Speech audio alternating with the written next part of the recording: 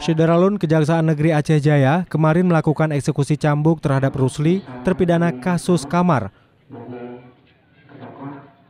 Proses cambuk berlangsung di halaman Masjid Jabal Rahmah, Kecamatan Krungsabe, Aceh Jaya.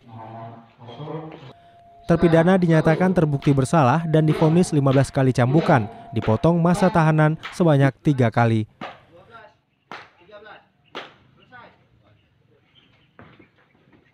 Meski tak melawan, keluarga terpidana memprotes hukuman ini dan menilai apa yang diterima terpidana adalah tindakan yang tidak adil. Tentunya kita tidak ada istilah yang namanya tebang pilih. Kalau memang sudah terbukti, tertangkap, dan memang itu buktinya meyakinkan dan sah, setelah disidik oleh pihak kepolisian maupun PPNS dari kita PP, kalau memang itu terbukti bersalah, tetap kita kan tidak ada istilah tebang pilih.